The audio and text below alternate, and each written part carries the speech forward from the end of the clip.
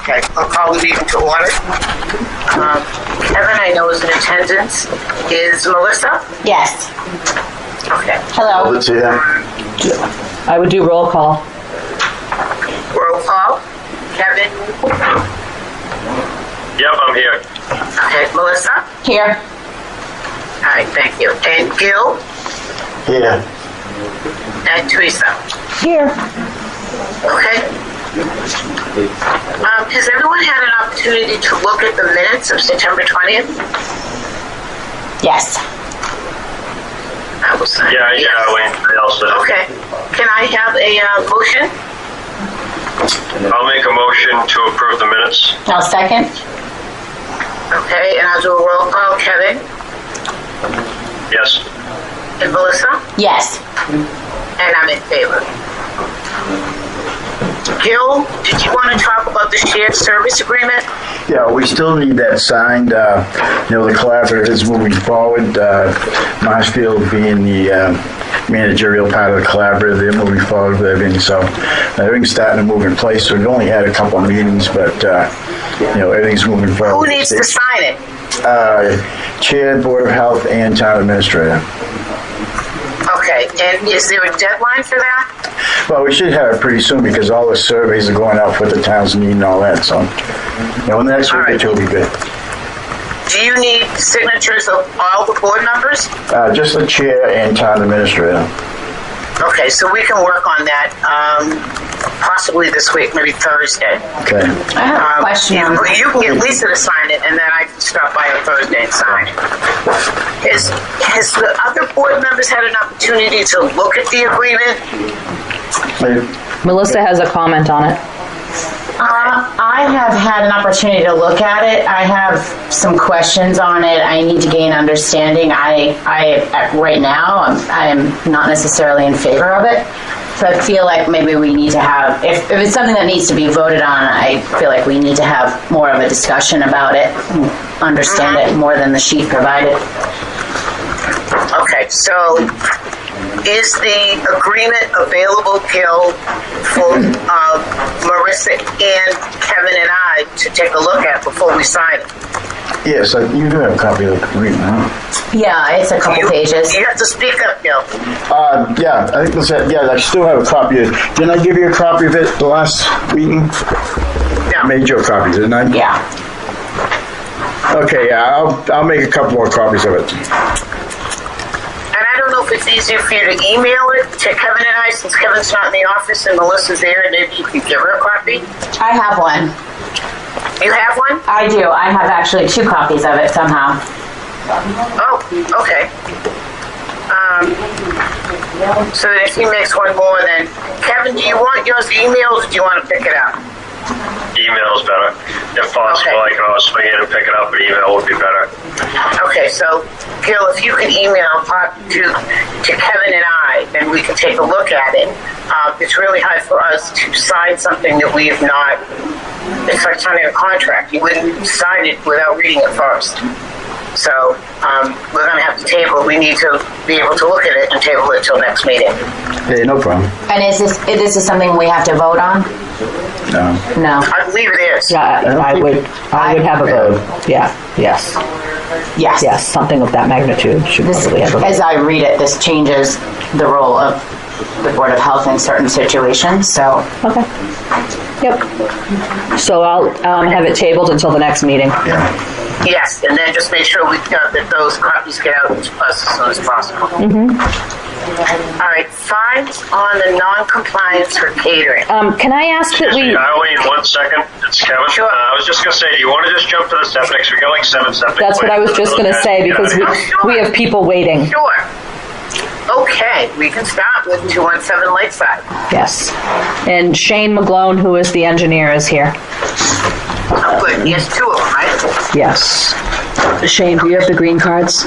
I do. Signed green cards, 217 and Actually, 479, these 2. the green bit that I was sent it with.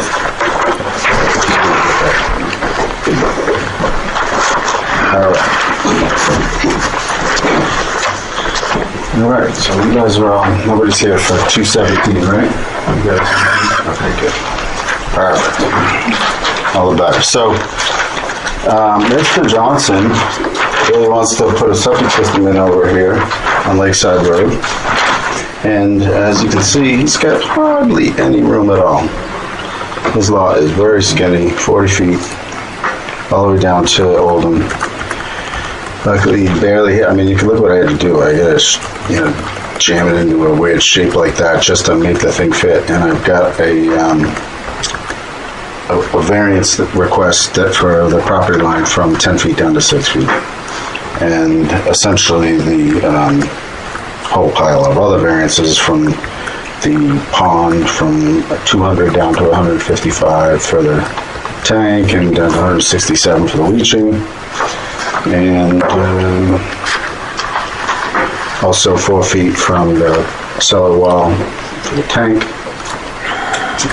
And basically that's it for variances, it looks like. Sorry, I'm reading upside down. So, the reason why we're having a public hearing is because when we are asking for a property line setback reduction down to 5 feet, we need to notify the abutter, the affected abutter, and give them opportunity.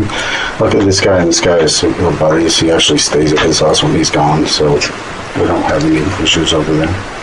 But I did notify him. His address is actually in Texas, so both of these guys are like motorhome guys, and this is like their home base for part of the year.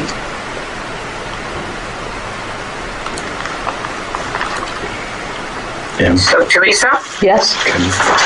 could you ask whoever's speaking to move closer to the phone? Because I can only hear part of what you're saying. It's my laptop. The only You might thing need to that turn your volume up, Eileen. I heard everything. Yeah, because my volume's up as high as it can go. Okay. And my only thing that I didn't hear was whether or not the green cards were signed and returned. I don't have the signed green cards now. Okay. All right. So I did turn up my volume. That's good. All right. So, do I have a motion? Yeah, everything looks good to me. I mean, it's a little over an 8,000 square foot lot. I mean, you can't do any better than what he proposed. That's maximum compliance as far as I'm concerned. I'll make a motion to approve 217 Lakeside Road septic plan. I'll second. Okay. Okay. And I'll do a roll call. Oh, Kevin? Yes? Melissa? Yes. And I'm a yes. Does he want to do now 479 Whitman? Sure. You got it. All right, moving on to 479 Whitman Street. Can I see that, Gil? Because, I'm trying to even remember what this is. Oh, okay, so this is a 1 foot variance, I'm pretty sure.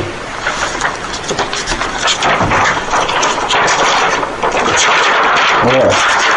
Same thing, Mr. Melby here wants to fix the septic system. Luckily for him, he has an existing 1,500 gallon tank in the front yard, and also, Schedule 40 PVC coming across the driveway, so we won't have to get into his nice new driveway and all the rest of that, but we're gonna put in a 1,000 gallon pump chamber on this side, and this is a 15 by 40 leaching field.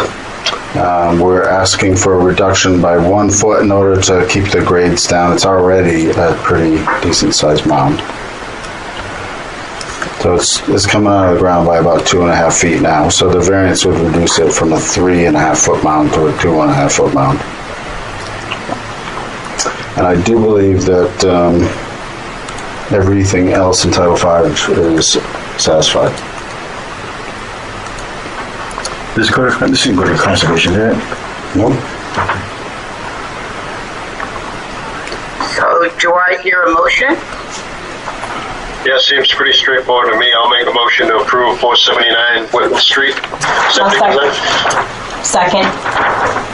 In a second? Yes. Second. Okay, I'm going to do roll call. Kevin? Yes? Melissa? Yes.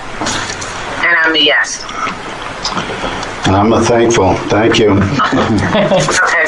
All right, have a good night. Thanks. You too. Bye-bye. Bye-bye. So the next thing on the list was the variance for 102 Perry Ave. you need to explain. Yes, Kevin, I spoke to you about this one. This is the one that there was a property line problem and the tank was larger than anticipated. And so the variance is a field variance because it was installed and the system was, in construction at the time. And we do have a butter's letter from the people next door, who is right directly across from them, saying that they, have no problem with it. And they signed the agreement as far as being a butter and approving the reduction. Okay, this was the one that they had field complications when they did the install? Right. This was the one that, okay, so the tank was relocated closer to the property line. It was like from, what, they were going to maintain 10 feet minimum and they moved it to like 3 feet off or something? Yeah, something like that. Yeah, 3 feet. 3 feet. Okay. No, I mean, as long as there's no concerns from the abutter and that they agreed to that it wasn't a concern and signed an affidavit or Yeah, they signed an affidavit. whatever the case may be. Okay. If they're not concerned, I don't. Okay. I don't have a concern as long as all the I's and T's are crossed. Okay, do I have a motion? I'll make a motion to approve the variance for the field modification on the tank location at 102 Perry Ave. I'll second. Okay. Second, roll call, Kevin Yes. and Melissa, Yes. and I'm a yes.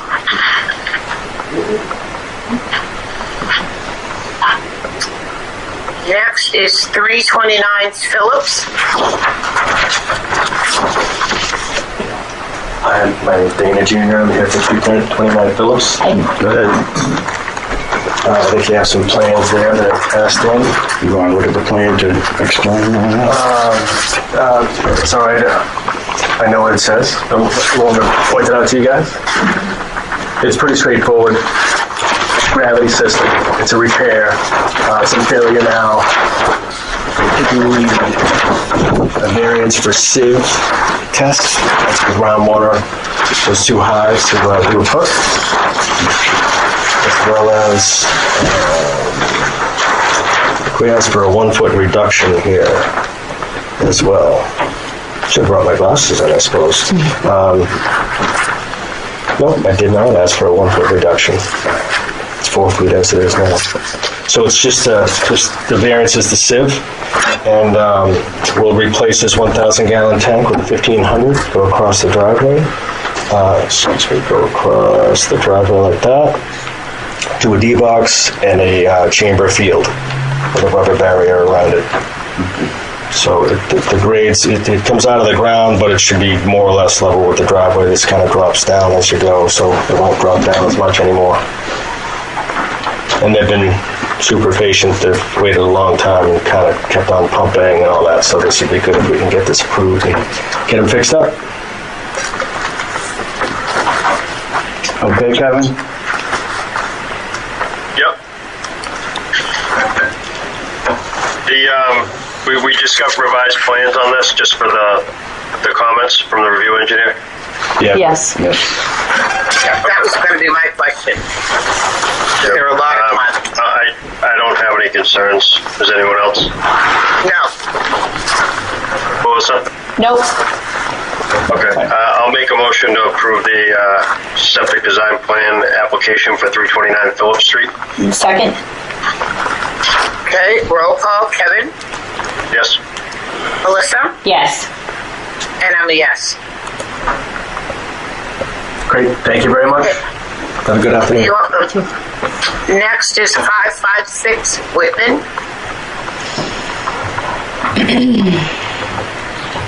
586. 586. 586. 586, my bad handwriting.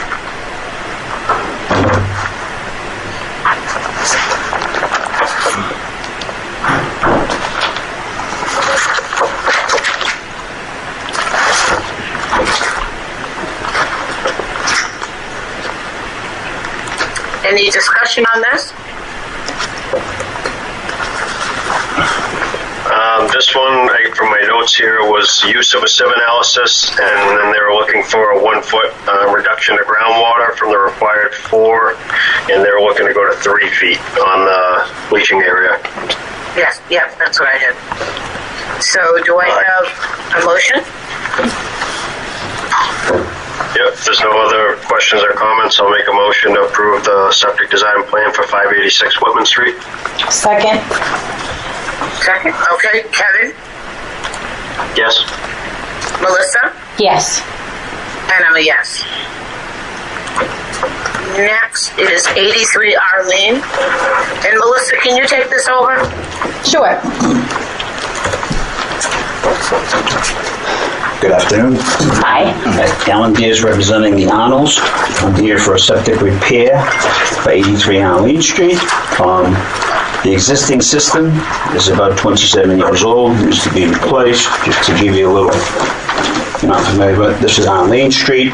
This is their existing structure. This is the driveway. This is the location of the existing leaching field. That's 27 years old. What we are proposing is a new leaching field with chambers and some stone to give them a little more capacity. The original request for my reduction was a 2 foot setback from the property line, and since the plan has been revised, that property line variance will be now 5 feet. So it's pretty straightforward. Existing tank, rip out the old field, replace it with this. All set? Kevin? Yeah, no, it looks pretty straightforward to me. I mean, it's only a 5,000 square foot lot. I mean, you really don't have much options there other than to keep it tight to the property line. So is that showing a whole 5 foot overdig on that, so you can overdig right to the property line, I'm assuming? Yes, that's correct. Okay. No, I don't have any concerns as long as all the review comments were addressed and we have a revised plan. Yep. All set. Kevin, do you want to make a motion? Okay. Yep, I'll make a motion to approve the septic design plan for 83 Arlene Street. I'll second. Okay. All in favor? I'm a yes. Yep, I'm a yes. Kevin? And I'm a yes. Melissa? Okay, thank you very much. Thank you. Kevin, I just have a question. Yep. Just pending, can you advise that to pending green cards? To receive what, the green cards on that? Yes. Do we not have them? I don't No. have signed ones. Okay. They've all They left. have to be signed, or is it just that they go out? I mean, if someone doesn't sign for it, is that what we typically do? They're all left the room anyways, so. Oh, okay. Well, we'll just hope that we get them all back signed, I guess. If not, we'll have to address that at the next So, meeting or something, I guess. Arlene, am I putting you down as abstained? You can put me down as abstained, and I also think that on 883 Washington, it was supposed to be pending conservation, and so I should have brought that up there. Well, I mean, they still need, even if we, pending conservation, we can still approve something, and they still need conservation approval. Yeah, they're going before Yes. Concom You know what I tomorrow. mean? Yep. Right. So, I mean, even, that's just more or less, in my opinion, a courtesy thing. I mean, I think it's great that we do that, but I think we miss it. It's not really a big to-do because they still need conservation approval or else they're in trouble with conservation. So it's their jurisdiction as this Board of Health. So, Okay. I mean, it's a great point to bring up, and I think it's good to just kind of, definitely communicate and look out for one another, but I don't think it's really an issue that we didn't mention it. Just my Okay. opinion, but All right. So, I think you had 83 West Washington was next, Eileen. oh yes, so we should bring that up then. Yeah, 83 West Washington. So now I've gotten out of my line. That would be our last septic plan, right? Yep. Yeah. So that plan, they were replacing an existing cesspool. They were looking for groundwater reduction from 4 feet to 3 feet on the leaching area, so they could maintain a gravity-fed system and not need a pump. And they were looking to allow the use of a sieve analysis. Teresa, were all these comments revised? Yes. The plan that we have was revised, right? Or, yep. I thought it was, okay. I just wanted to make sure. Okay. As long as everything was revised per Mr. Donovan's comments, I don't have any concerns unless someone else does. Nope. Nope. Okay. I'll make a motion to approve the septic design plan for 83 West Washington Street. I'll second. Okay, roll call, Kevin Yes. and Melissa, Yes. and I'm a yes.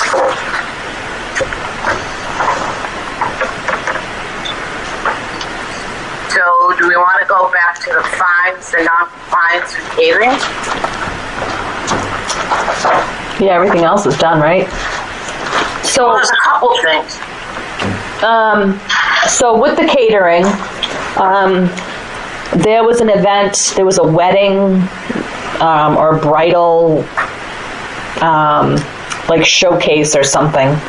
I think it was last month. Originally I was told there was no food, and then I want to say it was a week or two prior to the event, I was notified that there were 2 vendors for food, and I never received anything from the second vendor. I emailed them.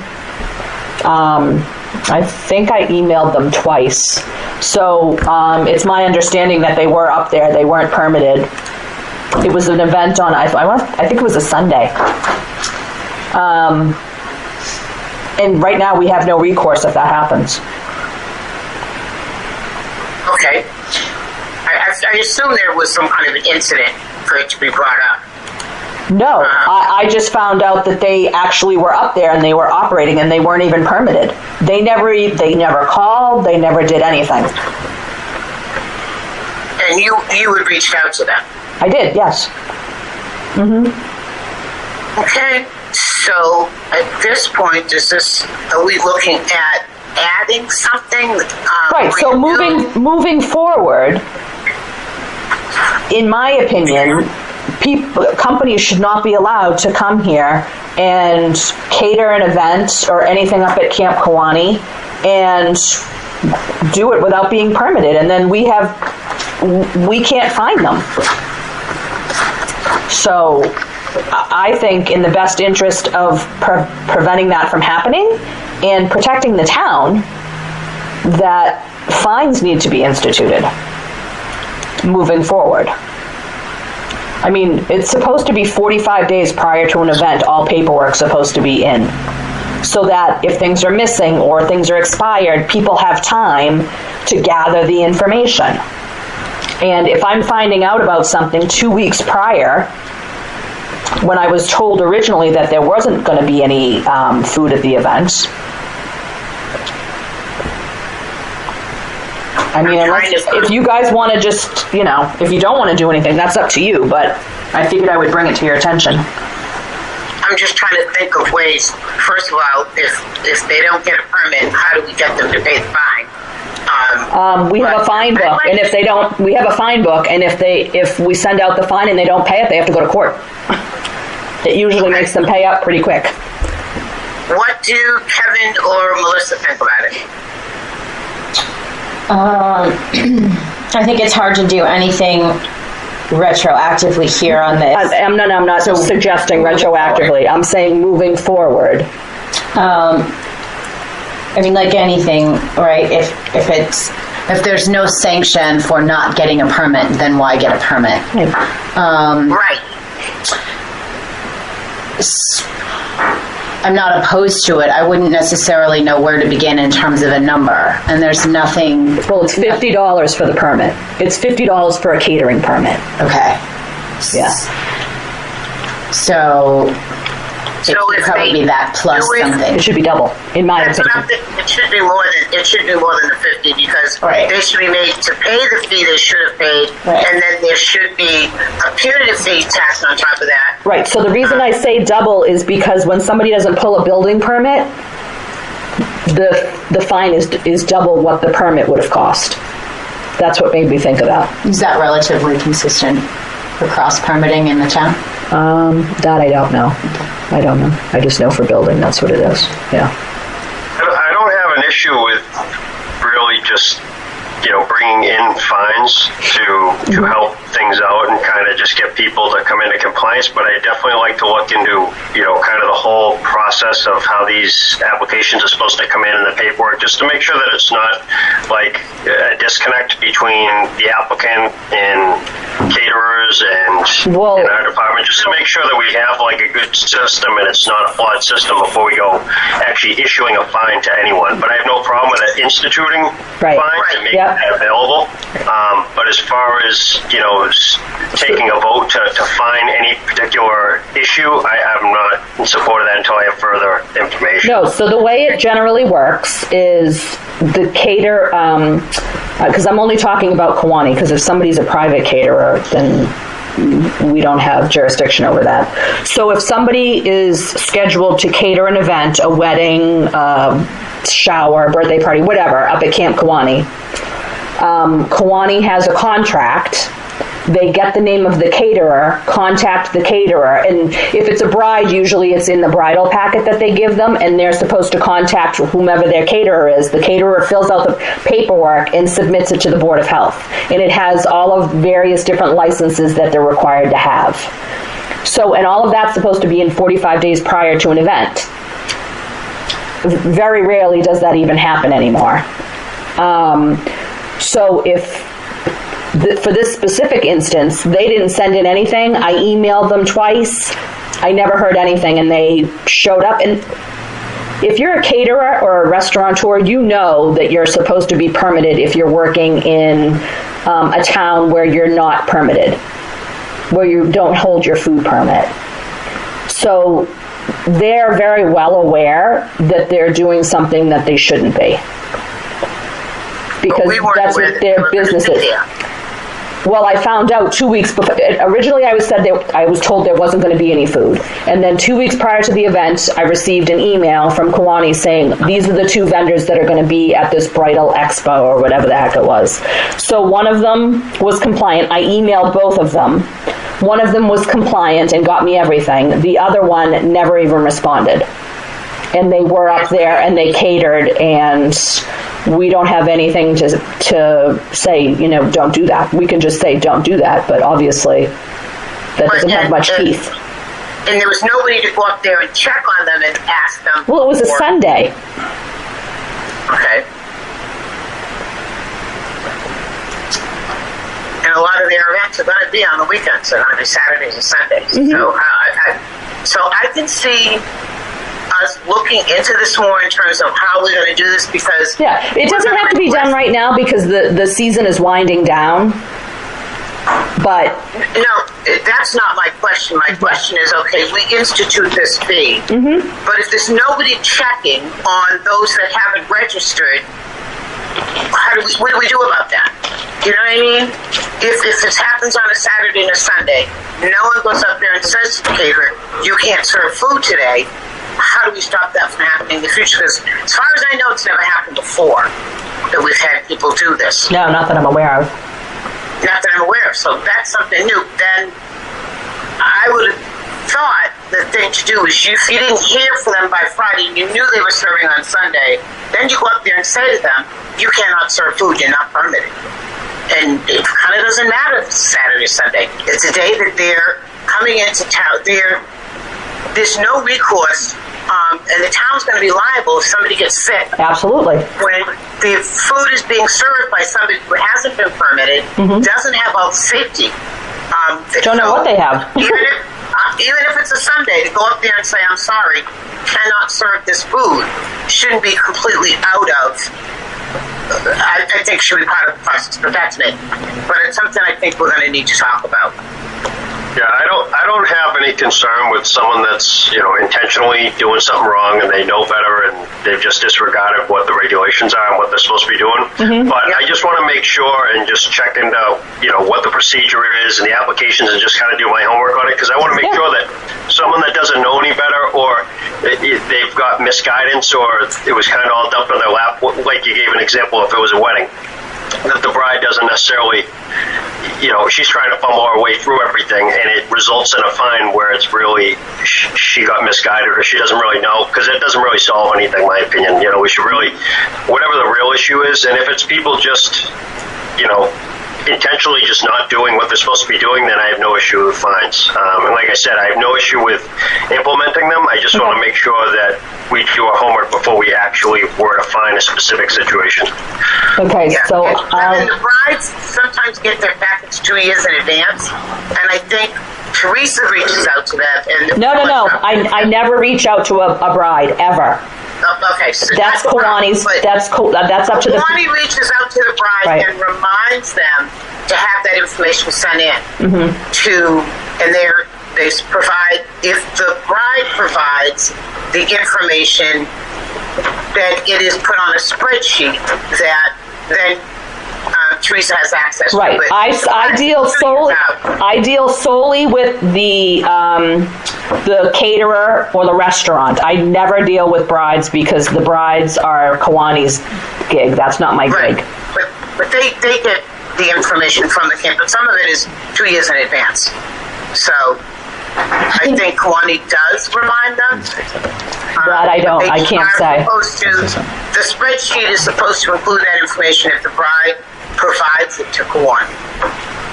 So and the fact that this is the first time that this has happened, is it someone from out of town, I'm assuming? Yeah. Oh, yeah. Because if it was somebody in town, I would already have all of their information. All right, I guess the question is, how do we follow up with this company and say you came and you served food without a permit? What's our recourse here? There's no recourse going back. I'm talking moving forward. Should this happen again, that we can find somebody. There's nothing you can do to the people that didn't respond to my emails. Okay, yeah, that I understand. I understand that, but Where it's liability that we're concerned with and someone gets sick, I mean, does a fine necessarily take away that liability where it's an event that already happened and we're fining someone for something that occurred? No, but I'm not. I'm not even suggesting to fine somebody for something that already happened. I'm suggesting moving forward. Should this happen again, I can add to the application that should you not complete this in a timely fashion, you will be fined X amount of dollars. So that everybody's aware moving forward that this is what, if you don't do it, you will be fined. okay, the question is, they will still be able to come to Camp Kawani, serve food, and then pay an extra $50 fine. Is that a deterrent? I would think to most people it would be, but I can't say. Can I put something to this, please? Yep. I strongly suggest, that maybe Teresa put a package together of what she goes through the application, just make copies of the application and requirements of what they're supposed to do so that the board understands where she's coming from. I know it's frustration, we see it, but, get some, information to the board to make a decision, like say, and add this to the application and to try to, nip this down somewhat so that, so we're not kicking around here, just... Yep, I agree. I understand the process of wanting to add the fee. My question is it a deterrent to just add a fee, or should we also consider, if they don't have a permit, that the day of the event they're not allowed to serve food? Not just a matter of a fee, because they're still going to be serving food that puts the town of Hanson at risk because we allowed it to be served without them having safe serve, without them having the required insurance. So that concerns me more than the $50 fine. So what you're saying, Arlene, Melissa here. So what you're saying is that Friday, we know there's an event on Sunday, and Teresa has yet to hear a word and knows that the caterer is going to be there unpermitted, that we intervene. Absolutely. Okay. So my 2 cents here is that, and I'm sort of going back to the last meeting and this meeting, and I think that there needs to be some interface between Teresa and Kiwanee around procedure. And I don't know how to make that happen, but I think in order to try and streamline the process here and see if that helps navigate and manage, I know, but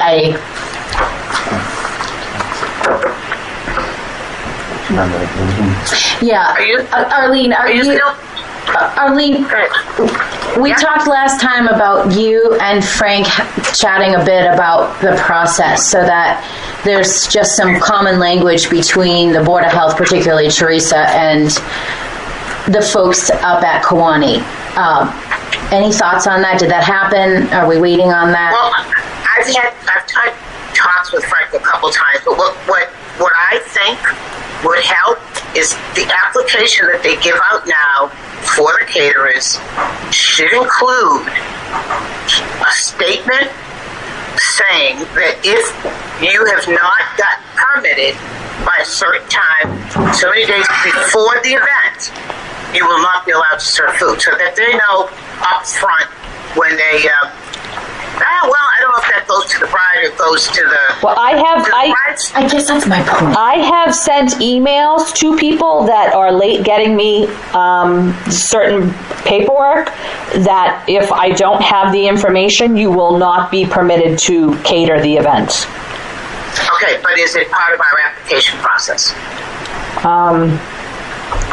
No, I don't think it is on the application. So that would be my first question, is that would be your first line of defense.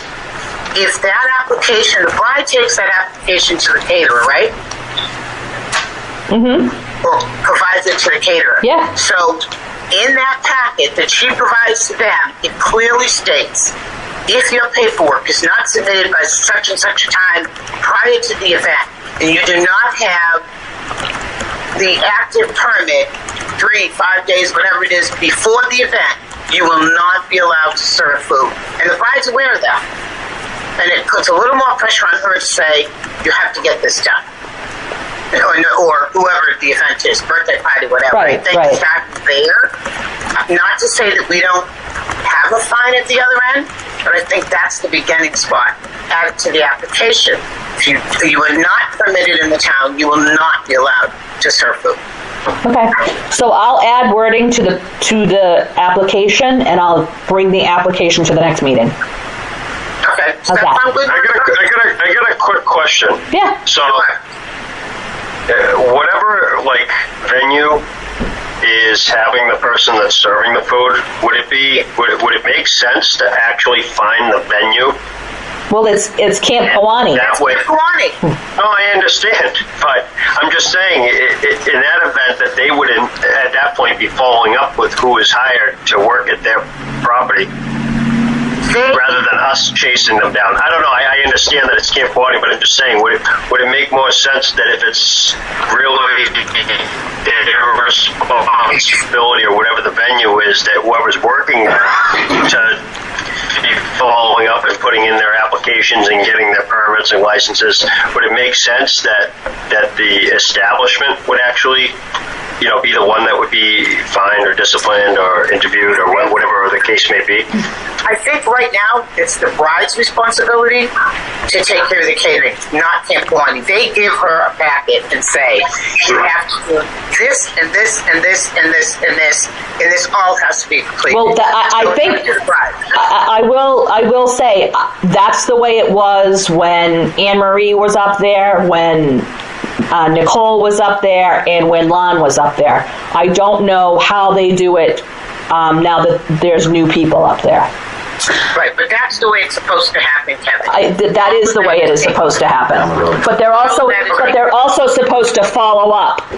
I guess this is why I'm saying there's two town Hanson town entities here that need to interface on these issues, and I don't see a way forward without sitting down with Kiwanee, and I don't know who that would be, whether that's Frank or somebody who heads up the events over there, but I don't know how we don't continue to have this discussion over and over again about issues that happen if we don't actually have a sit down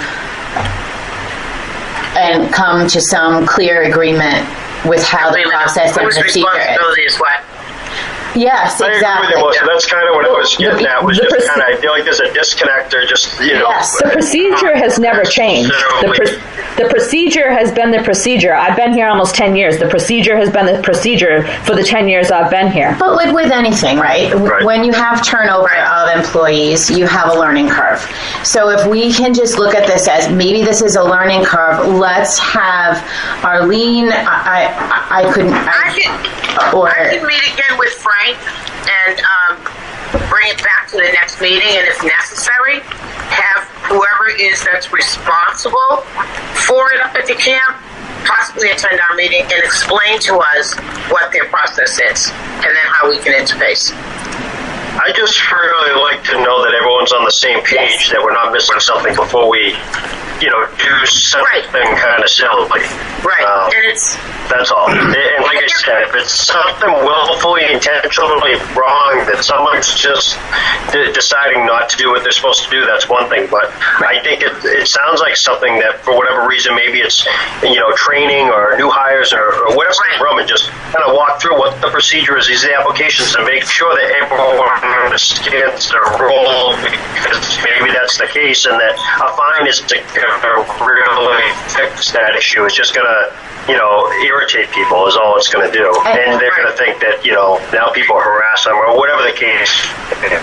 Right, and I would But I think to just put people in the same room with whatever venue, not even Kiwanis, but whatever venue it is, if it's, It's generally only Kiwanis because everybody else in town that would have a venue would already be permitted. Right.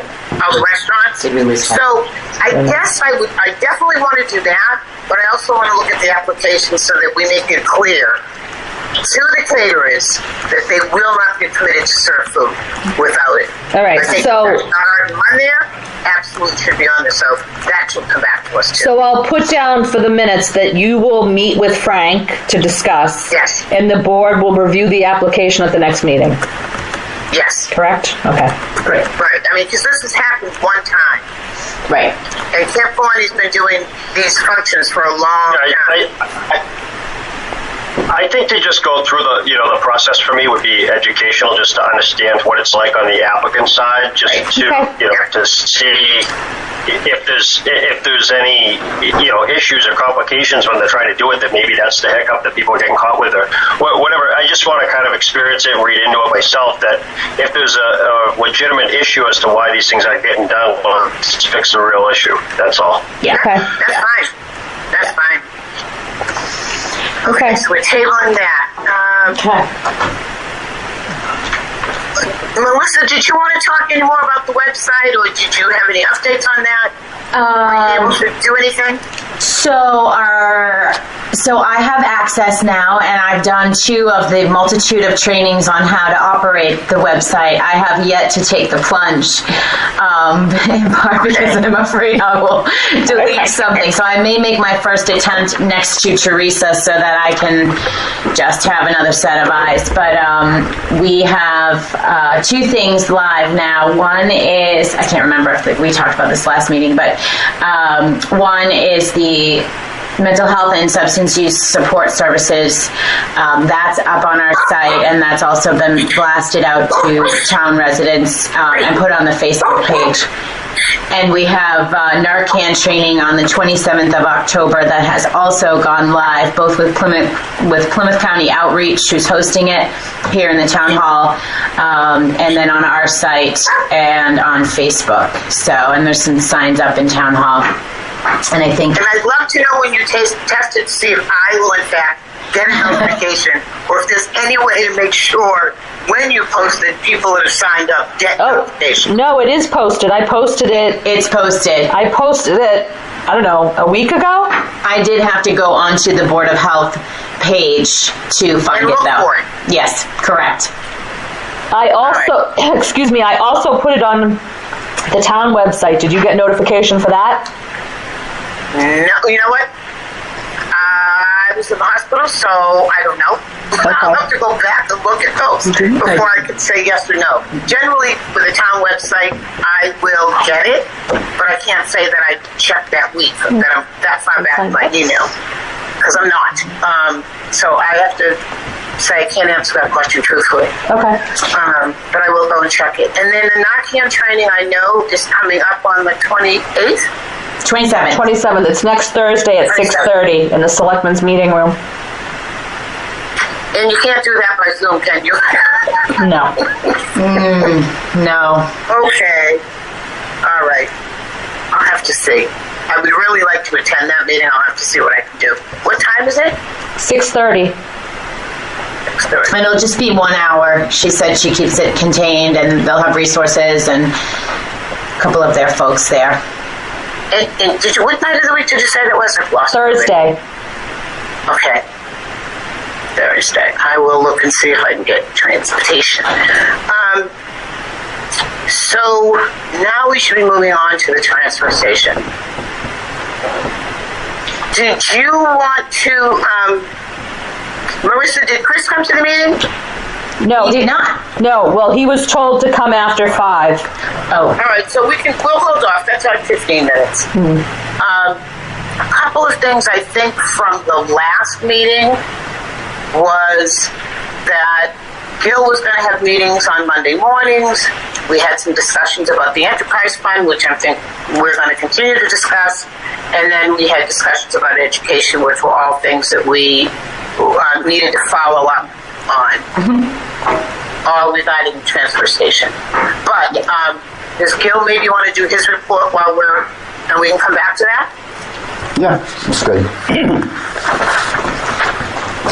Okay, we'll start off with septic systems in process. We've got the Shaw's replacement system that's started. It's a massive system that's going on. It'll probably take 3 or 4 weeks to get that completed. It's a fairly large system, and it'll probably...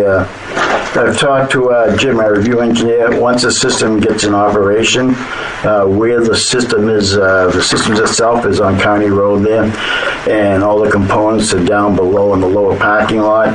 The pump chamber, the septic tanks, and the BioClear processors and the filters.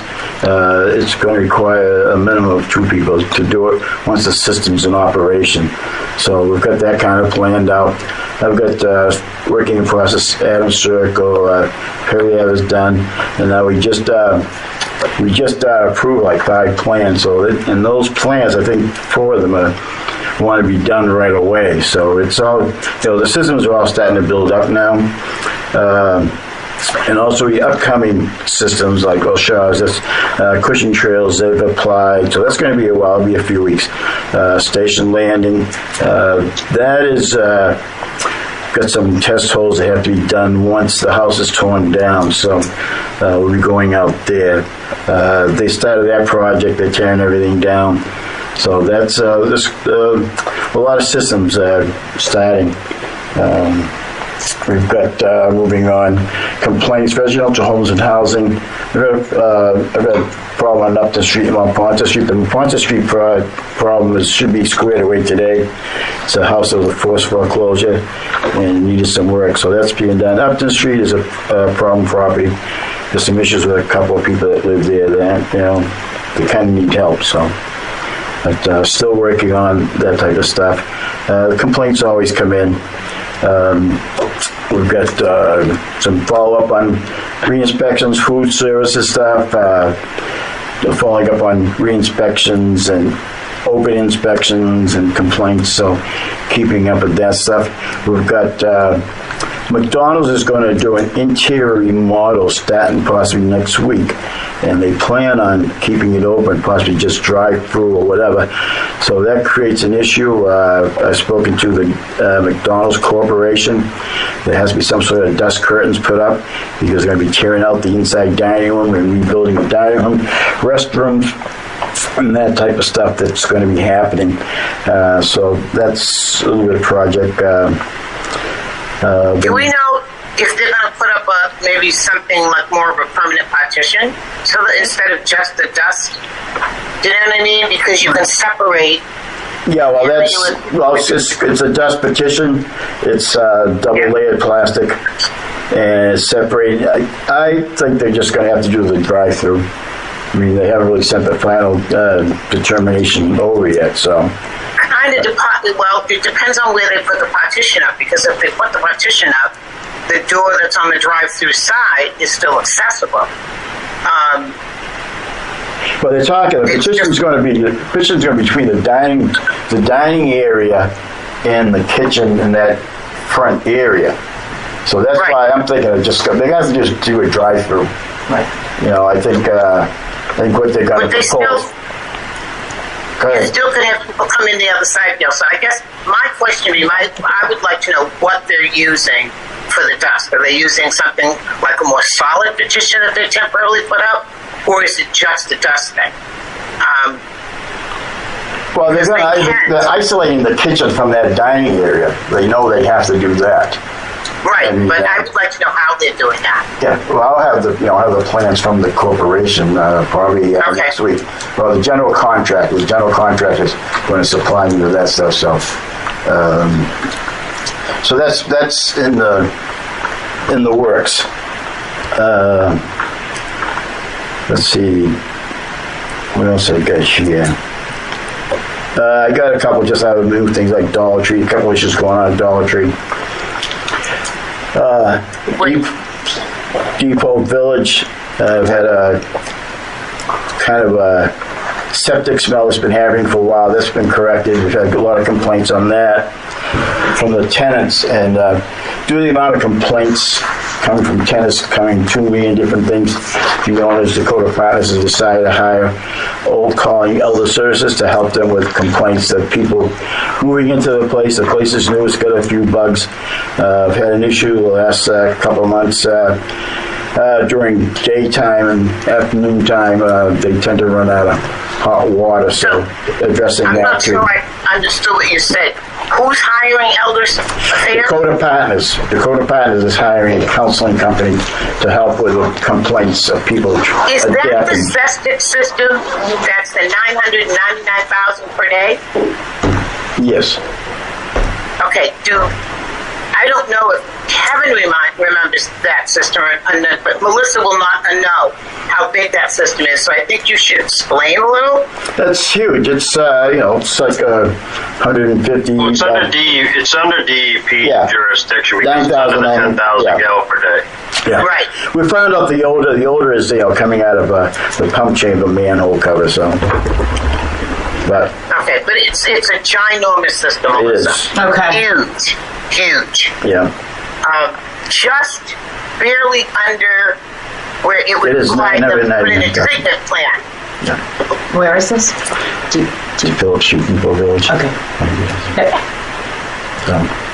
And then just a monthly review calls. Chris is here, so just the fireworks facility and the IRA status reports and monthly calls in which agencies. So, and that's the completion of my report. All right, what about your meetings at the transfer station? Well, I go there once a week. We're there, we discuss things. Chris has walked in here now, so we discuss things and what's happening. I think, we've always had a good report. I don't think we have anything different, so. But I'm there at least twice a week. Anything up there that we need to potentially think about as a problem for the upcoming winter? I would say no. We pretty much handled the winter pretty good there. I mean, there's some paving we'd like to get done, but Like we used to have compactors that would work in a cold. I'm gonna call. It's Chris, by the way. Chris just got here. Yep. So Yep. I'm gonna call. Like, there's a couple things I'm gonna have preemptively done. I'm just waiting. Like, one of the limit switches on one of the machines usually acts up in the cold weather. I'm gonna have them replace it, but it only lasts for so long. So I'm trying to get it close to where it starts getting cold and then have them do it. A lot of the hydraulic fluid, I've had them drain it several times to get the water out so it stops freezing. And it's a new company, so they're kind of trying to stay ahead of things. So I have a contact with the Brian Levitt, who's in charge of the repair shop. And any issues that arise, I mean, they can be there within on a weekend, they'd obviously be there on a Monday, but if it's a weekday, they can be there the next day. Okay. Because I know we had problems with one in particular that would always freeze. Yeah. We had to run a heater. Yeah, it's the one at the end, but that's the limit switch, which I'm gonna wait till probably November when we start seeing freezing temperatures, have them replace it. Because what is happening is water's getting into the switch, and they don't know how it's getting in there. They think it's an old machine, so they think it's just when it gets cold, it condenses inside the switch and corrodes the contacts. Okay. I just want to do whatever we can preemptively, Yep. so we don't have compactors down. Yeah, we'll keep, me and Gil will keep an ongoing discussion just to keep that, on our minds and in the air.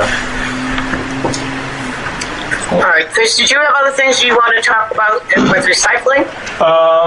Yeah, is that a Zoom, video? Can they see? No, it's audio. Oh, it's audio. All right, 'cause Just audio. I had some pictures and stuff, but I'll try to describe them to you. So, one of the things, I had a couple ideas maybe to try to help reduce some of the weight in the trash and recycling to try to save the town some money going forward. One of the things I've noticed is bulky items seem to take up a very lot of space, and the price that we charge for them is, reasonable, but I think them going into the trash compactors is gotta go. I think we need to find a new avenue to dispose of them. One of the ideas that I came up with is maybe we'll designate a specific day for bulky item collection and use a separate open top container. And we can find out from, I think they're called Harvey and Sons now. It used to be ABC. Yeah, B.L. Harvey and Son. What the pricing would be on that, and I don't know if we want to do it we'll issue bulky permits and then we'll have so many and we'll know what we're going to do. So it'll be prepaid for. So once we reach an amount, that'll pay for the dumpster so we're not in the red anytime. Or we could just do a set bulky item every other month, a bulky item day, or once a month on a Saturday, oil day. We could kind of just think what would be beneficial, how this transfer station operates, and how the town, and I've been kind of just kind of throwing the idea out. I haven't talked to too many people. I wanted to present it to the board first. Good idea. I talk to people and see what they think, how they'd like to, as people come in with bulky items, ask them we're thinking about changing things. Would you be okay if we did it once a month, or did an annual thing, or and I could get some people's ideas and write them down also to present to the board next time I meet with Chris, guys. who would pick that up? How would we pay for that? Well, since we issue trip tickets for bulky items and we already charge a fee, we'd probably look into see how much a roll-off container would cost and what kind of items, if they're individually priced, what we put in it. I know mattresses have separate charges, televisions have separate charges. We already have Those ways things too, to yeah. get rid of those things. But Right. wood items, Tables, chairs. tables, chairs, couches. Couches, people are coming in with sectional couches, and we're charging $20 for a section. So now it's $20 per piece for a sectional. Well, but I don't know whether to define Yeah. sectional because If somebody calls me and asks me, I always say, is it one piece or is it a sectional? Because it's $20 per But piece. in theory, if it fills up a whole pickup truck, it's also a bulk load. So, Yeah, that's true. Yeah. It's all how we identify it. So that's going to be how we set the language for it in the regulation. We might be able to use, or we probably could use some of the DEP grant to pay for a container. If we did it once a month. Yeah. The problem with once a month is people aren't always available that day. Like, I always work the weekends, so I'm not available Saturdays and Sundays to go to the transfer station. So that reduces the amount of people that have access to it. Well, we could if do you're a only revolving doing it day too, daylight. like. Or you could do 2 days a month, but make them close to each other. Do, a Saturday and a Monday, and you keep the same container, or something to that effect. One thing we have to pay attention to is if it's an open top container and weather, like if we're charged weight, things if they get wet, that's going to increase the price. So we got to pay attention to that. If that's we got to ask if that's going to be also a factor. If We'd also want the things broken up too. We don't want them thrown into the container whole. yeah, because then one sectional. Next thing you know, we get 3 sectionals and we're done for the day. So they still have to break them up. So. Right. Yeah, I think it's something we're talking about for sure. I just wouldn't want to limit people's availability when I know how difficult it is for people to get there sometimes. It's just not easy.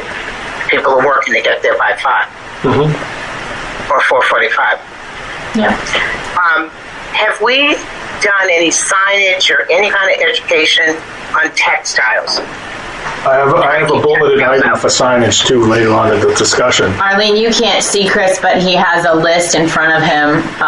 So I don't know what's on the list, but Okay, so why doesn't he just go down the list? Yeah, I think that might be easier than. One other thing is, as far as the recycling, our single stream recycling, from what I understand, is the most expensive item that leaves the transfer station. From what I last understood, it was $107 a ton. Yeah. So that's slightly higher than the trash by I think like $10 and $12. Yeah, trash is 96, 97, something like that. So I was, and when they come in and take the boxes, I shovel up all the stuff that falls on the ground. One of the heaviest items that comes out of the recycling is not glass, it's paper. There's not many glass products, and a lot of people say like glass is, not really that great an item to recycle because it's very heavy and it takes up large volume and it's not compactable. But paper products, I'm not sure exactly what the yellow sheet data is, and that's basically what the price that recycling companies are paying. I just signed up for that. So, I mean, in the past, before we switched over to pay-as-you-throw, we had commingled, which was glass, plastic, and tin cans. And then we separated cardboard and paper separately. Now, we get maximum payment for cardboard alone. And is there, if it would reduce the amount paid back if we mixed it, but we would still get paid, that's an option if we commingled cardboard and paper, or we could look to see what the cost, rental, transportation, what would be the logistics if we had a separate container for paper products, whether we'd get paid. But I think if we took paper products out of the single stream, that would reduce the weight by at least a third, if not more. And We can get the cost from Clear. I just signed up for Did you access. sign up through Clear? Yes. Okay. All right. Yep. Yeah, so that would give us all of the indices on an ongoing basis as to what, and it also would allow us to figure out if the fair rate for cardboard now is what we're getting paid. Because most places don't have the time or the energy to look it up on a regular basis, but Clear follows that. It's something we have to look at. We can't get another container because we can't find any that are affordable. We have the money for containers. We just, as far as I know, we can't find them. Compactors. Yeah. And we have money for compactors, and it's just the cost is extreme right now. It's like that with everything. Yeah. Right. And we don't know if that's ever going to change or when it's going to go down. So, thinking about this, I mean, as far as a requirement for supplying cardboard, we'd have to look that up. So maybe we can, put the paper in with the cardboard. Because I don't ever remember saying it has to be strictly cardboard. All I knew was supposed to be, cardboard without styrofoam or anything like that. So maybe I ought to look that up and see, maybe the paper can go in with the cardboard and still have the same value. Now, another thing that like kind of that ties into the signage aspect, so we'd have to look into like, if we were gonna do that, how would we educate the public about the change?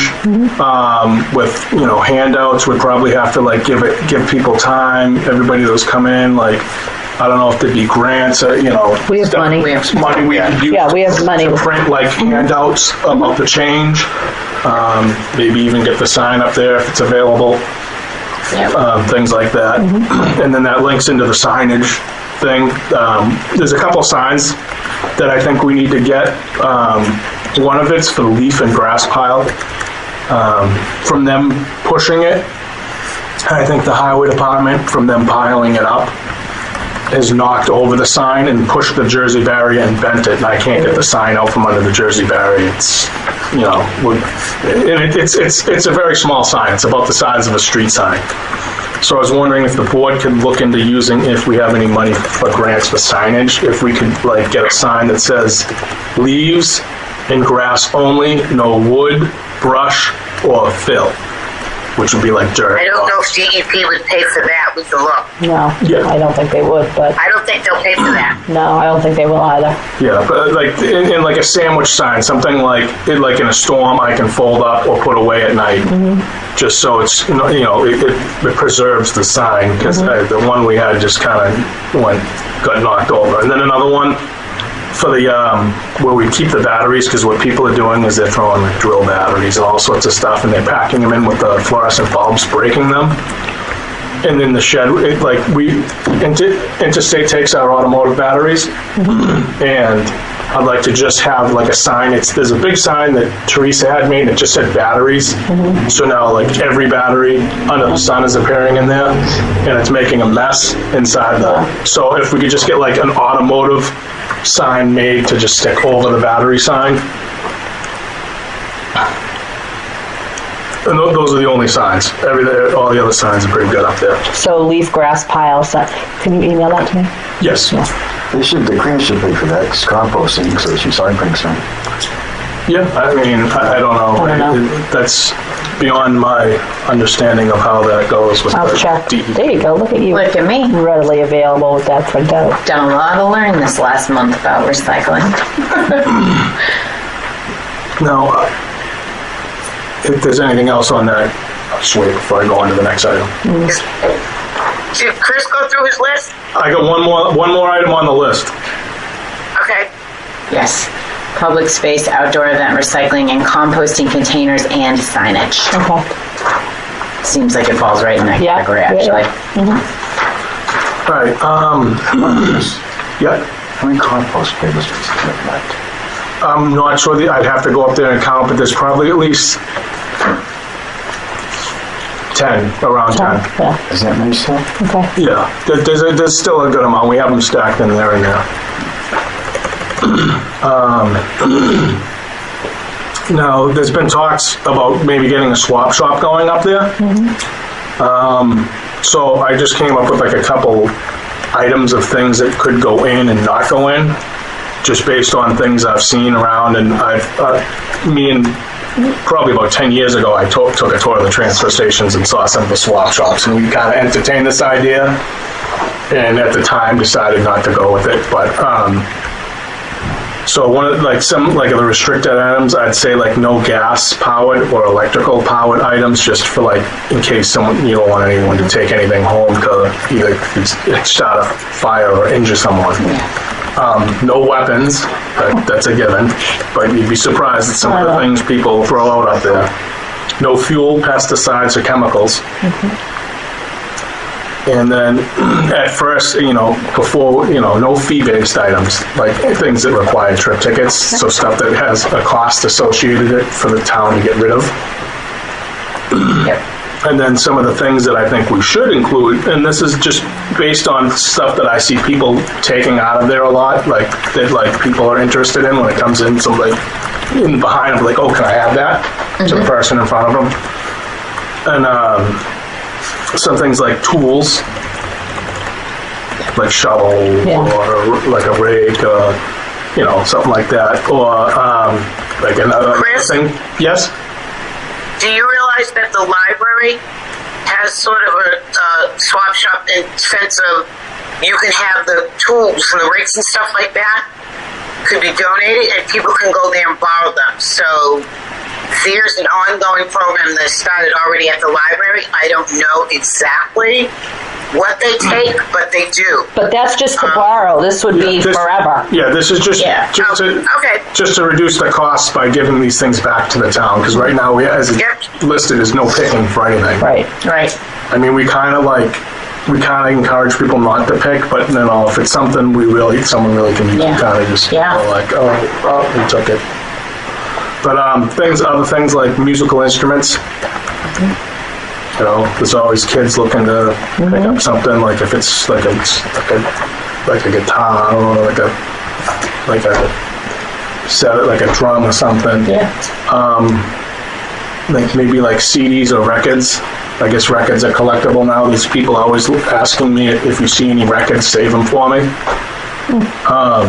Like knickknacks, trinkets, like small decorations. Those are just some of the ideas. And then if we're going to do this, some of the rules would be time limits for items to remain in the swap before we have to, we'd have to take an inventory, or whoever would be running this would have to take a small inventory, just like a date when it was brought in, and figure how long that particular, if it's an instrument, it stays longer, but if it's a painting, it stays less time. We'd just figure out the logistics, and I think a lot of this stuff would learn as we go, because it's kind of going to be a learning curve. And then time limits for because this has been a problem at other recycling centers. Is there's people that like junk collectors and stuff that'll just hang around waiting for things to come in all day. I think we should have time limits for people to remain in the swap shop, whatever the board decides. That can, we could just look at what other places have done and just kind of adopt their ideas. And then we'd probably establish hours of operation for this, availability of volunteers, or do an honor system, or I could keep it locked and then go in when I have time. Someone has an item that they think can go in there, and I can review it and can put it through against a thing of guidelines. If it meets the criteria, I can accept it in there, or but an hour of operation, maybe we could start it on Saturdays and expand it to popularity if it starts taking off. And then finally, a start date when we'd start, if we want to discuss more in depth of how it's going to run before we start it, kind of pick a date and then not make it in stone, but we can push it out and move it closer or whatever. And then the last thing, and this is what you can't see, Arlene, I took some pictures of a room that's off the can room. That's the one. This is the one you showed me. Okay. So we cleaned it out, and it's a 14 by 14. Well, it's a 14 by 15 foot room. The enclosed. Is that where Bernie's furniture was forever? Yep. And it's all cleaned out in there. We swept it. It's in good shape. I told them. So much better. Yeah, there was a guy he wanted to get rid of latex paint. I told him, you got to harden it and put it in an orange bag. But then I asked him, you got any white paint? So I might, if he's got some good paint, I might just throw it up on the wall there, just kind of, Even if it's not white. Yeah. Whatever color it is. Yeah, I mean, it hasn't been painted. Right. You just want to show the dirt sooner. Yeah, so, and then It's not white. I was up there cleaning all the cobwebs out. So this is the room there, and then that would be a good size room because it would not expand into the dog so pound. bad that it wouldn't be manageable. So I was in this room last week with you. Was it last week or the week before? And you guys can't see it, but what a difference. It's dramatically different in terms of usability. Oh, yes. It looks great. Yeah, it's swept in there. I sprayed Lysol in there. It smells good in there. There's an outlet. There's a receptacle in there. Oh, that's good. So, does it work? It does. I have a light. There was a light in there that I put. Is there a light in there as well?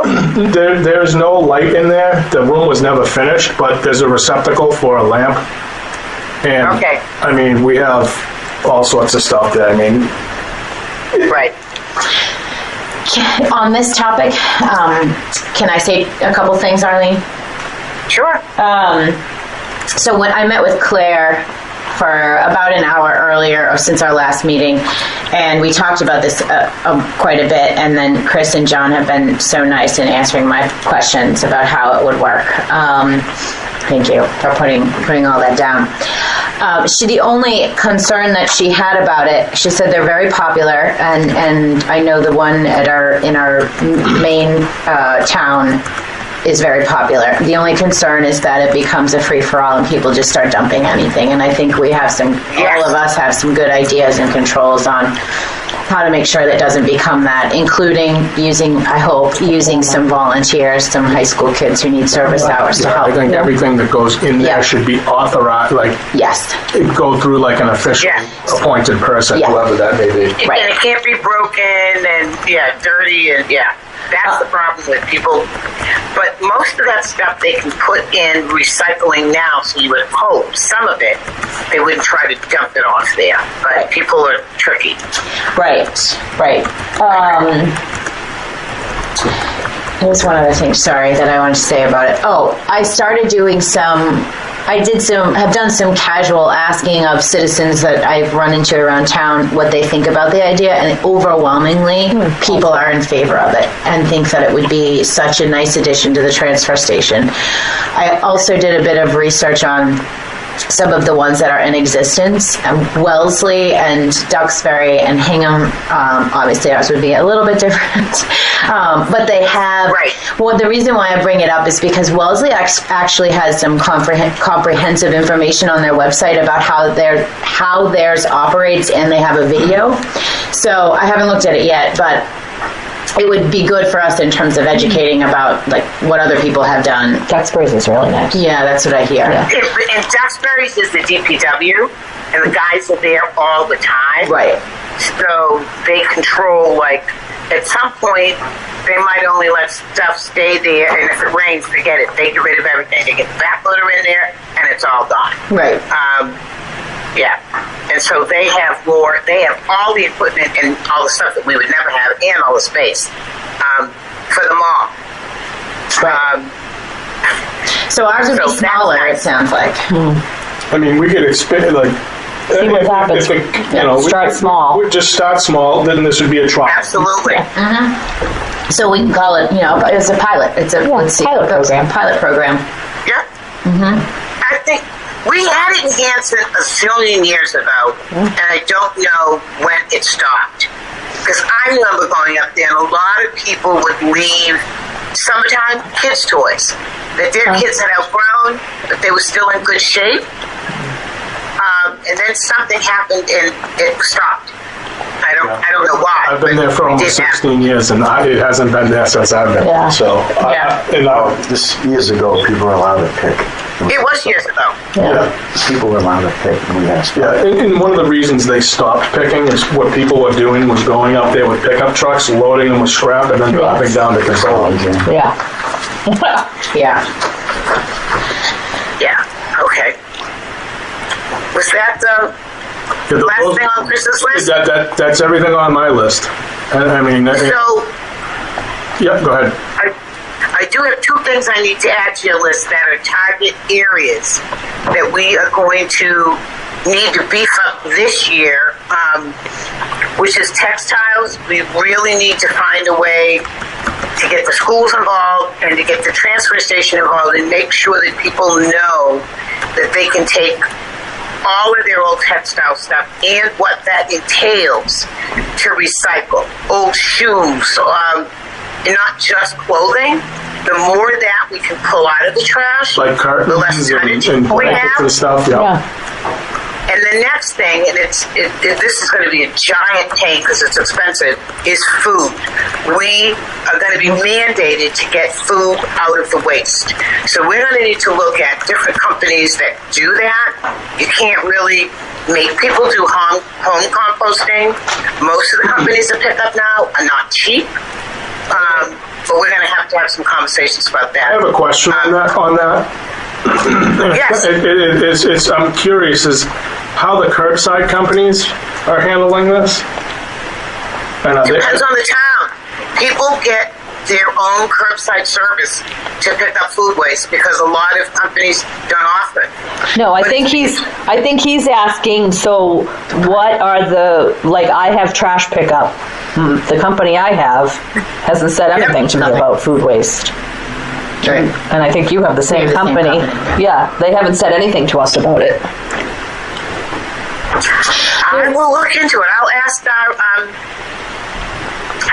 Matt how they're approaching the curbside. Yeah, are they using? I know it's a mandate, and it's a mandate by DEP. So, because we're not in a curbside town, I kind of don't really pay attention to what they have to do. But I can ask.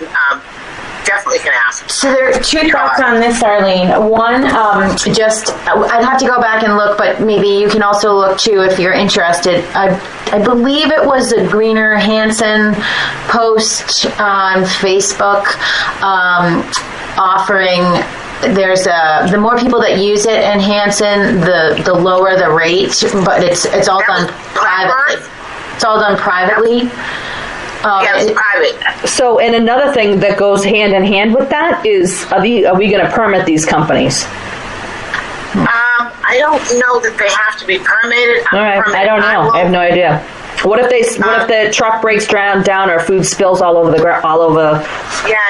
street? Black Earth has come to social recycling meetings probably 2 years ago and offered us services, but it was expensive, and people thought people are not going to pay that individually. Right. And the state movement said you're going to have to do something. You have to get food out of the way. So I'll reach out to Todd, who's on MAP, and ask what they're doing in terms of curbside to make them compliant, because there are towns like Cambridge has been doing it for years, and they started out with all the schools and universities, making them take the food out. But it was probably easier for them to do that. Like I said, I don't know what they do in curbside towns because I've only had to pay attention to transfer station, which meant each person has to do it individually because we can't afford to add the cost of that with a twice-a-week pickup because it's expensive. Definitely expensive, but I definitely think, and I know one of the companies is Green Earth, but I know there's at least two.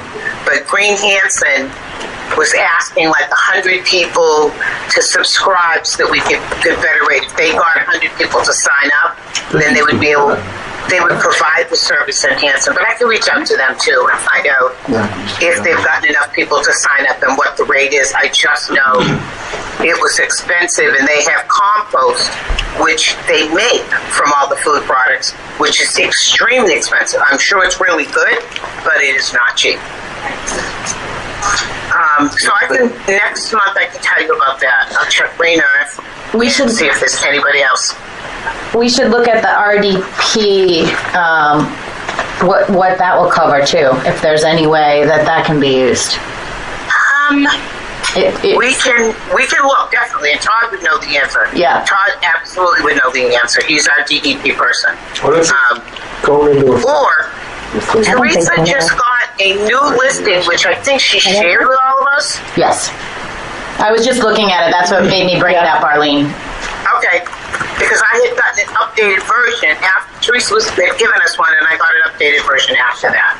So that gives us all the things that we can use the money for. We might be able to choose signs and education, but I don't know that we could actually pay for the service with DEP money. But we can look on the list and see what it says, because it's one of that's their number, that's their push for this year, getting food out of the waste and making it drop dead. You have to get textiles out of the waste. And I think there's lots of ways in Hanson we can still educate people as to what can go in that textile bin, because it's not just old clothes. So I think the more we make available, the better off people will get about. Can't Big Brother Big Sister make a sign that goes on the side of the container that says it takes blah blah blah blah blah blah blah blah? She emails us those promotional things every month. I sent them don't to know. Cable. Hang on 1 second. She emails us information every month, and I've sent it to Cable a couple of times. She doesn't send anything to me. I've been getting one, so. I haven't heard anything from her. I can only hear half of what Gil's saying. Yeah, Eileen, Away from the phone. the person at Cable, I've sent them to them a couple of times, and you told me, I believe last meeting, to send it to somebody else, because they send promotional things like you put up a website or something Did like you that. send it to the bulletin board? No, you gave me a person's name, I thought. No, bulletin board. And I can resend you that address, but it's the bulletin board. Because send there's that. not necessarily one person assigned to updating that, but it would go to the bulletin board, and I can send you that. Send me that, so. Okay, yeah, I can do that. And so we can put up, if we have, and we should have something that tells us exactly what goes into the textiles. I'll look for more information, because I know I've seen plenty of stuff that includes, this is what you can include. But I think there's a lot more stuff than people realize that can go into the textiles. And the more of that we get out of the waste, the cheaper it becomes. Mm-hmm. So, okay. Those were my questions. Just that we're going to need to focus on those two things. Going I back just to, got a quick comment just to circle back on the swamp shop. Yep. So I just want to point out, I think it's a great thing and a great thing to offer, but my only concern with that is, maybe I missed it, but so with items that we're accepting, are they items that you'd normally have to pay to get rid of? Where I know someone had touched on with people it turning into a dumping site, but you got to remember that we're covering our cost to dispose of those items by charging a trip ticket or charging for the bags or whatever the case may be. And now are we going to accept those for nothing, and then we're going to end up paying to throw them away in the end anyway if it doesn't? One of the bulleted items I put on here was no fee-based items, i.e. items that require trip tickets. Okay, all right, I missed that then. Okay, that was a concern of mine. I missed that. The other thing was just as long as, the employees up at the transfer station aren't concerned with this taking up too much time out of their day, because, the whole reason we were here talking about the transfer station in the beginning was because the conversation of funding and then the conversation of, are we providing a service or are we trying to run a business and turn a profit? Or not turn a profit, at least cover our costs. And that was a conversation we kept having, which led us here. So, and me personally, just looking at this from the outside in, I see this as an expense. That's just my 2 cents. I think it's great if we want to offer something nice for the town. I think that's great. Recycling, I completely support it, and providing things to maybe people that they can't necessarily afford them. But again, we're here because of the financial issues, and I just wanted to bring that up. That's all. Kevin, can you I say? think we- Sorry. No, I'll just quickly say, Kevin, I think we also will need to have signage in saying that it has to be in good condition, good usable condition, something to that effect, so that people understand that you can't be dropping off junk here. But we can talk about that when we get closer to figuring that out. I'm sorry, go ahead, Melissa. No, I was just going to ask Kevin to expand on the ways in which you see it as an expense. Not because I'm doubting it, I just am curious that what we're missing, or what I might be missing. Well, it's really, I'm just concerned with labor for one. Now Yep. you have the tenants paying attention to that. We're already tight on space there as it is. Space that it's something that's going to need to be maintained and emptied out and thrown away, that it's going to be more work for the guys up there. As long as they're not, and again, I fully support it. I'm just looking at this from a financial standpoint, that's all. And then if we have items that we're taking in and now we're basically eating the cost to dispose of these items, that's my concern. Didn't valid. we talk about volunteer? Could I elaborate on that Yeah. a little bit? At this time, Melissa? Well, hold on. Chris I'm sorry. Chris wants to elaborate on something. All right. to answer to Kevin, one of the things is I'd set maybe just a time period to do this, and I don't see it like right now as far as manpower or timing, because these are items that are already in the transfer station and part of our daily tasks, moving things around that are placed in wrong areas and cleaning up and shifting stuff around. This would just provide an area for people to take these out of. It would be kept under, closed and kept shut down at times where there was no supervision, so people couldn't just sneak things in there that would occur at cost to the town. And I've been there for a while, so I know a lot of things that would just stick around there and clutter up the place. And obviously we wouldn't take anything that would incur a cost to the town at this time, just as a trial anyways, to see how it would work. And if it does take too much time or it creates an issue with staff, we can always, this is only a trial, just to see how it would go. And if it doesn't work, we can always stop. Sure. Yeah, I think I respect and completely support your opinion. You're up there, you're the one that's working there. Completely behind, that was just my concern, that it was going to take time out of your day, that you need to work on other things, but when you explain it that way, that it's items that you're dealing with anyway, that you're really just kind of dedicating a separate area to them, it's just that those are just concerns I had, questions I had, that like you said, it's a, we'll call it a pilot program, that we're going to try it, see how it works, and if it does grow up, so that sounds good. Yeah, I think the idea behind it is that these are items that would be in the trash if they weren't in the reuse section, which would Things ultimately... that people don't need, but maybe haven't lived, they're not past their use date. Right, But they but don't necessarily need them. But Did you also talk about volunteers? yes, so if this were to take off, I know most of these operate with volunteers from the town, and so if there was some person who wanted to step up and run it and relieve you of having to do anything related to it. I don't know if that would be possible union-wise. Union-wise, okay. That could run into an issue.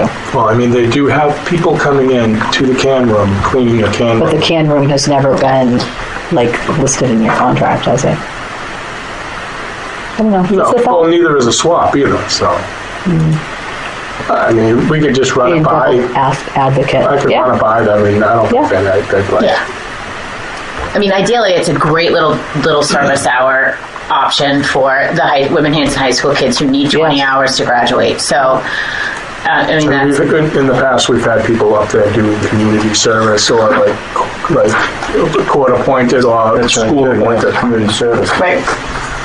Yeah. Yeah, they It's true. Service We could program. talk to Mike Mix. I mean, I could run it by the Stewart, but I don't think he's going to really. I think that was I think back then it was a sheriff's program that was up there. They've had the ship, but they- have problems like with people doing our actual physical job, like that is required in our contract. Right. Yeah, but if they're volunteers, they're just watching the people and not dropping off junk, and they're not, you know what I mean? Yeah.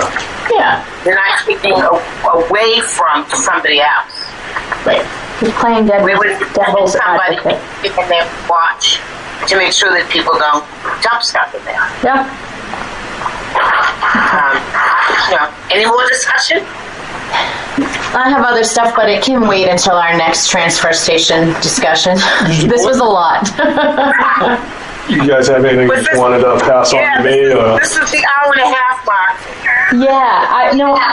I really appreciate your ideas. I think that they're good ones, and I'm glad you can share them. I'm free to come down within reason, and every once in a while, so we're all on the same page.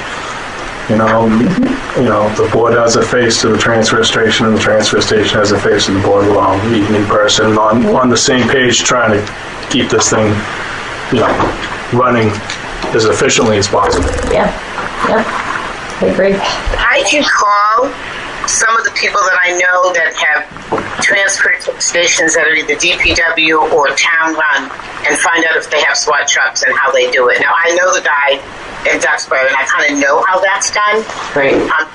Kingston doesn't have one. They have a really good recycling coordinator, Jean, that can tell me the best way to go around doing it. So I kind of think that they have one, but I can check with them too. These are all people that are part of social recycling.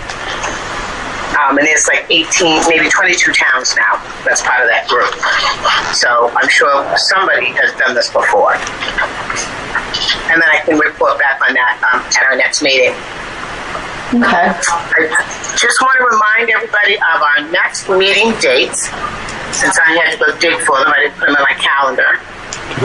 November 15th, November 29th, December 6th, and December 20th. Are those dates still good? Yes. Arlene, Yes. I was going to take off. I just wanted to make sure anyone on the phone didn't have anything else further that they needed me for. No. Okay. No, but thank you. Have a good evening. Thanks, Chris. Thank you. Chris.